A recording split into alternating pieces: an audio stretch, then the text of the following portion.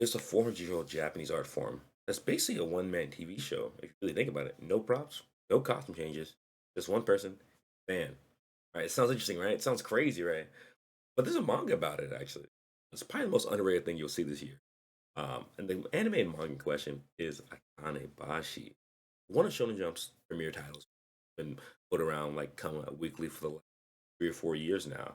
It's one of my all-time favorites. I've enjoyed it ever since, like since the beginning. But I recently caught back up to it because I was like, yeah, let it marinate, and do how it does, and it's great. But I know you don't want to read it, and I know you don't care about the 4 years. But I'm gonna explain it to you, so you don't have to read that much. You can watch the anime when it comes out this spring. What is Raguko? Just to oversimplify for you, it's basically a sitcom with minimal props. Think of Seinfeld, you know. But instead of all the characters, one person's doing all the acting from one end, and they're doing every character with slight head turns and a punchline. That's the best way I can really put it to oversimplify it. Really, and to give you more context, just like how it started, like where this really comes from, history. Starting around the Heian era of Japan, JJK fans don't get too hyped. We're not getting a Heian era flashback. No Sukuna, no none of this. Don't get too hyped. Don't get chill, buddy. But they come in forms of setsuas. Setsuas are basically like Aesop's fables for Western thing. Think of like the Boy Who Cried Wolf, or any central stories like that are like foundational to like most stories now. They're just tall tales told from with a dramatic lens, and also give some type of meaning and story to us. Usually, the setsuas are more Japanese though. They're more culturally and more representative. Like they have like monogatari's that focus on basically the supernatural sometimes, but also like Japanese folklore. Like, so if you're Japanese, like you get the questions like if you ever watch Bakemonogatari and like, what's the dialogue? Like it's if you're a Japanese person, you understand it probably much better because you understand the dialogue. And then like the small interesting that like dialogue changes that the author does. Something like that. But basically that's what rakukos are basically. They usually pass down from master to apprentice and like word through mouth. So like Buddhist monks really had them back in the days, and that's how it would be popular. It's also translated from years of storytelling. But enough of that. Let's go. Let's shift gears and let's talk about the story really. So the setup starts honestly without Akane. It's not Akane. It's her story, and the little meaning of the manga is Akane's story, Akane Bai. But it starts with her father actually, as he's a Raguko working artist, and he's working towards his highest performance, which is the Senuchi. He's taking his final judges, and there's a judge from there called the Arakawa School, and he's trying to like basically get that promotion, that next exam.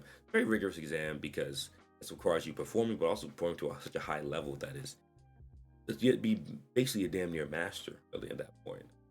But the exam happens, and his father does. He thinks he does really well, but the judges deliver the final verdict, or one of the judges, that that Akane, like her father, like doesn't really like too much, and like really kind of an outcast a little bit.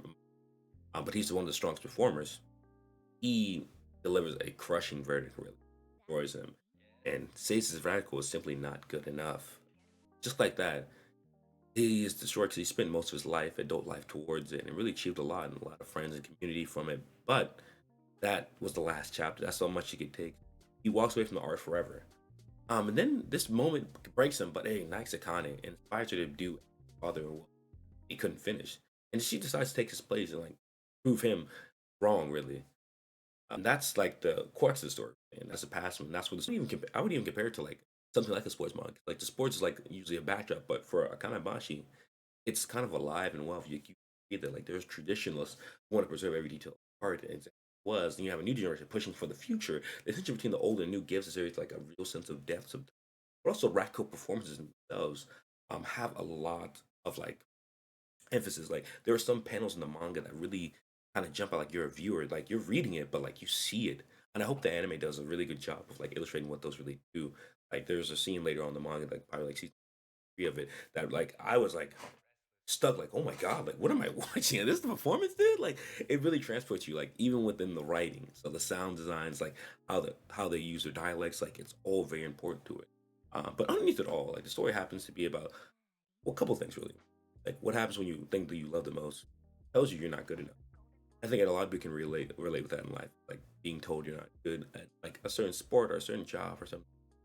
But what do you do next after you're told like these words by like somebody that's clearly better or different? This also brings me back to another point, which I was talking about with Alvin Aoashi. If you read that song, it's the same kind of. It's very Akane Bashi in the other sport manga are alike in those ways. Perseverance, like thing, the undertones really. But it deals with career progress, self doubt, and questions of as a every creative person I would know why keep going when the odds are against you. Done YouTube, done anything in life that's like hard, rigorous. You get to that point where like you feel like you've done enough, like, and this is the end. And what do you do next?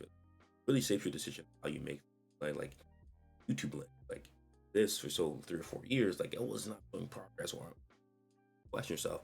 Self doubts really creep in. I think this manga does a really good job of tackling like those type of topics like pretty hardly for yourself and like what that means for the future. Like how do you combat like adversity, which is one of its strongest selling points for me.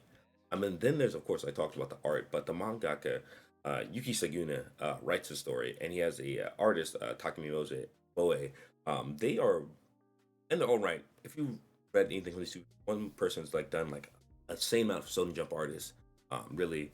And Yuki is himself, Yuki Sensei or Sagata Sensei, if you want to say that, is a brilliant writer. And having a combination of both of them on this manga together, and like the Raku panels, like I said, don't just like sit there and like you're talking to it, transport you, it puts you in the audience. It's like watching a live performance. It's like the panel alone picks it up for it. And those panels really, people talk about paneling mangas, like how important that is, but like no one kind of leaves a juxtaposition of like the viewer and the scene, and then the writing kind of just punches all four in. It is really amazing. It's out like almost outstanding. Way done. There's no wonder why Jump has a series such highlight really for me. But that's just talk about a couple things. I'm not gonna spoil anymore because I want you guys to experience it. But Akane Bashi, like I said, isn't really a run of the mill stolen.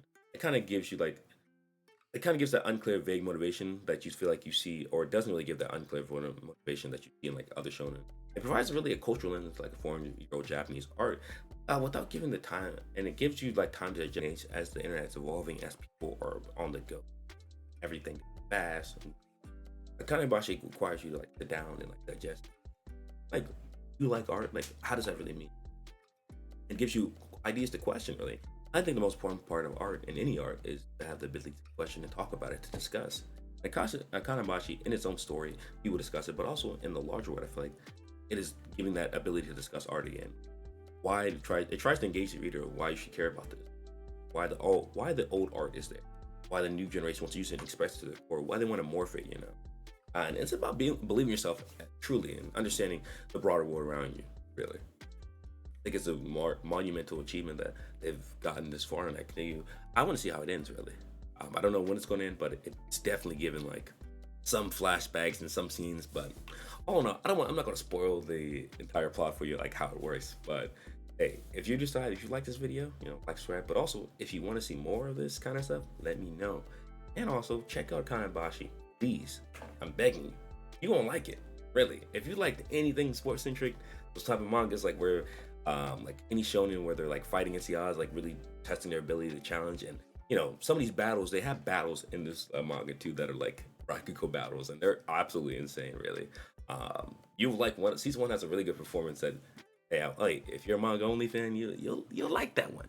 But yeah, that's my 2 cents. Hey, go check it out. I'll see you in the next one. Peace out. Oop. He's the one for me. There's no place I'd rather be. Yeah, yeah, yeah. To the finish line. Everywhere you look, he's right on time.